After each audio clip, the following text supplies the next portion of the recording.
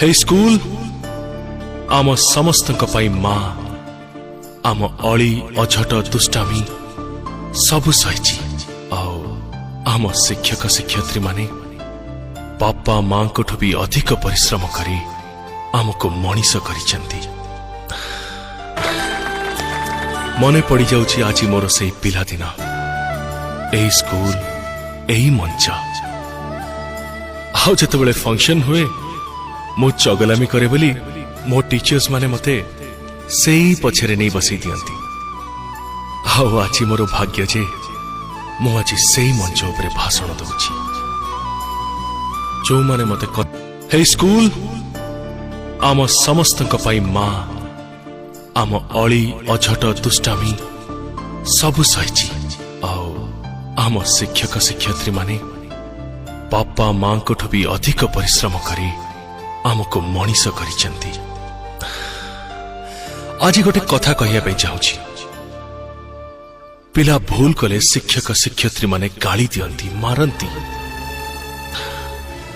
आउ ए माड़ को पिला माने आउ तांको बापा मां माने विरोध करंती हेले से माने बुझिबा उचित गोटे कंचा माटी को कुंभार पीटी पीटी गोटे माटी हांडी तैयारी करिबारे केते परिश्रम करिताए।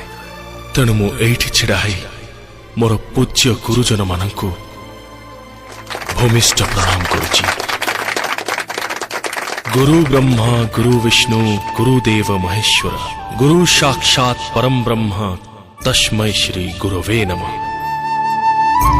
गोटे मनीष ए संसार रे जन्म नेले ता जीवन रे चारोटी स्तंभ छिड़ा हुए।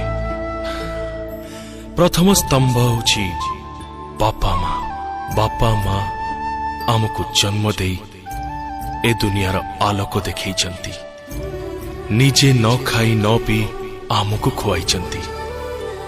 आम देहरे पत्रटी पड़िले तांको देहरे पत्थर पड़ जाए से मानक ऋण आमे केबे भी सुझी पारिबानी। आ द्वितीय स्तंभ हेले आम शिक्षक शिक्षयित्री माने जो मानक कथा मु आरंभरू कहि सारिछि। आ तृतीय स्तंभ आम सांग साथी माने भगवान सबु संपर्क को आगुरु तैयारी करी पठै थांती हेले गोटिए संपर्क आमे पृथ्वी राशि तैयारी करी थाओ सही संग सही बंधु जे निज स्वार्थ न देखी सुखरे दुखरे भलरे मंदरे आसी छिड़ा होती एमिति की मला बेले